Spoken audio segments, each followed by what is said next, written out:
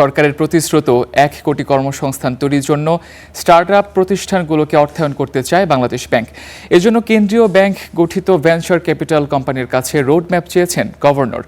সোমবার এক বৈঠকে তিনি এই আহ্বান জানান। এদিকে কর্মসংস্থান তৈরিতে ব্যাংকগুলো থেকে সব ধরনের সহায়তার আশ্বাস দিয়েছে ব্যাংক মালিকদের সংগঠন বিএবি।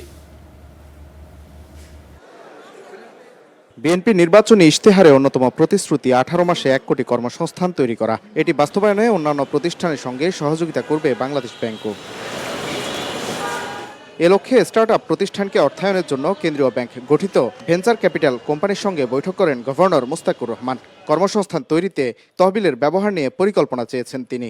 To create 10 million jobs in 18 months, হয়তো 18 months হবে, 24 months হবে। সো ওইটা করা যায় কীভাবে আমরা এটাকে তাড়াতাড়ি এটা অপারেশন নিতে পারি।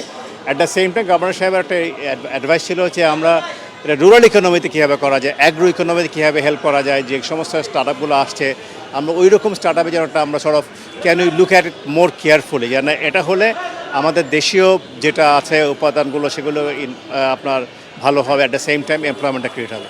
সোমবার ব্যাংক মালিকদের সংগঠন বাংলাদেশ অ্যাসোসিয়েশন অব ব্যাংকস বিএবির সঙ্গেও বৈঠক করেন গভর্নর। সেখানেও উঠে আসে কর্মসংস্থানের বিষয়টি। এ নিয়ে বাণিজ্যিক ব্যাংকগুলোর সহায়তার কথা জানান বিএবি সভাপতি।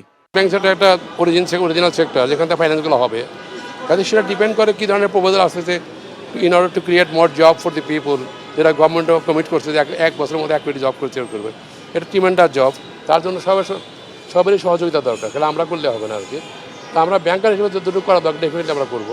দুর্বল হয়ে পড়া ব্যাংকগুলোকে কিভাবে স্বাভাবিক লেনদেনে ফেরানো যায় সে বিষয়েও আলোচনা হয় বিএবির বৈঠকে।